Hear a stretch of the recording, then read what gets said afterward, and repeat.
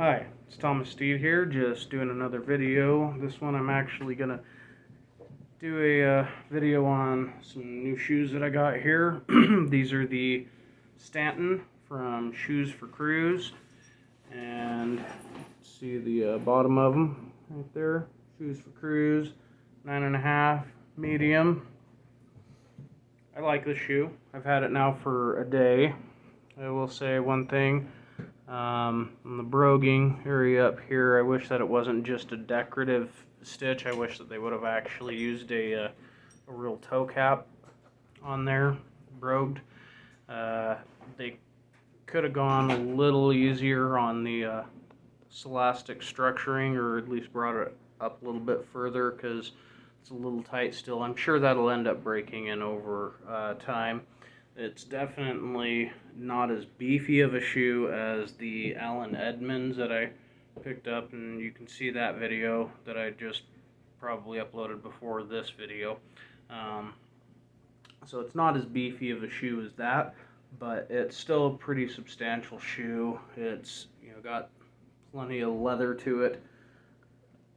Leather inside, leather lined, leather outside, and it's got the Shoes for Cruise slip resistant bottom. I got these because the work that I do in the mornings is a cook, chef, whatever. They have a deal with Shoes for Cruise, and so it's kind of like part of their uniform is to get your shoes through Shoes for Cruise, and so I did that. I had to wait a little while for these, so they, I ended up getting those other Red Wings, the SD, the static dissipative or whatever, the Red Wings, the cemented construction ones that I did a video on. I don't remember the exact name on them, but look at my video history, you'll find that video. Those shoes, I'm very, very glad that this shoe came, because it does have a very substantial amount of arch support, whereas that Red Wing does not. So I'm probably going to end up having to get some better insoles for that particular Red Wing, so that I can rotate, between wearing these and wearing those. But I also got these because planning on wearing them, for my wedding, so that'll be nice. Twofer. It's a twofer.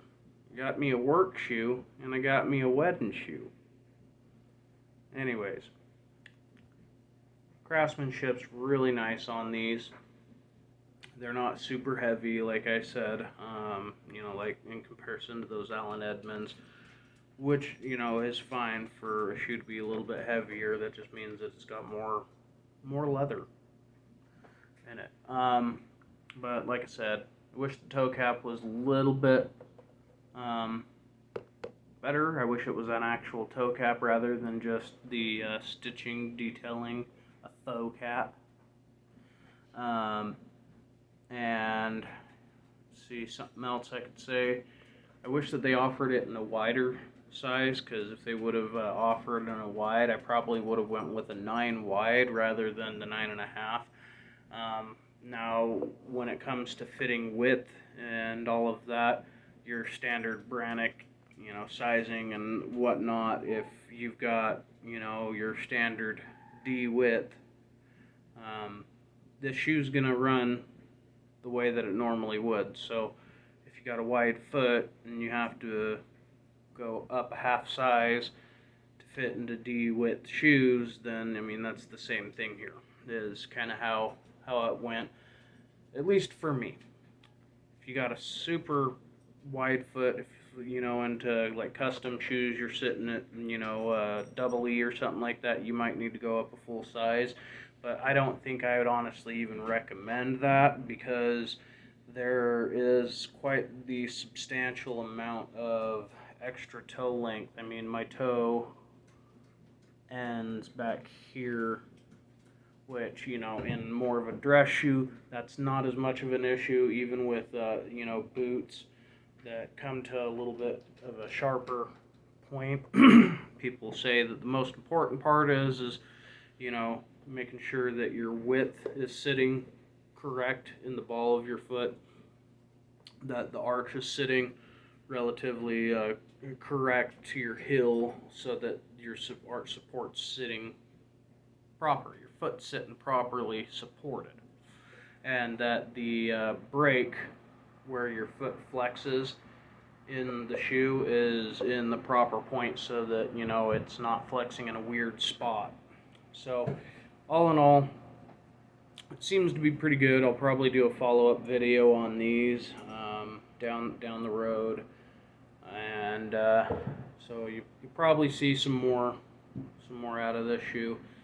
And if Shoes for Crews, if you guys are watching this, I would definitely advise you guys expanding on this line of shoes that are being handmade down there in Portugal. There's that other one, the Bronson, that if it was offered in this black, I would have ordered it first. And I really like the look of that Bronson.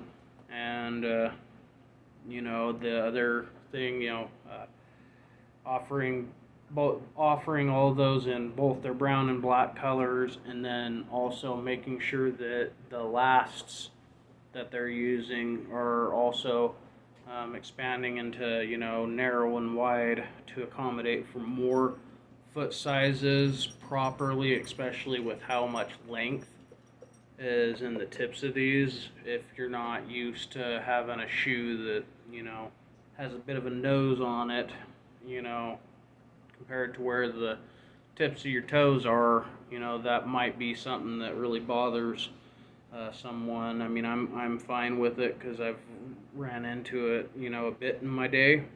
And like I said, the most important thing for the fit for me is making sure that I'm fitting in here on the ball of my foot and the outside of my instep and all that, and throughout the arch.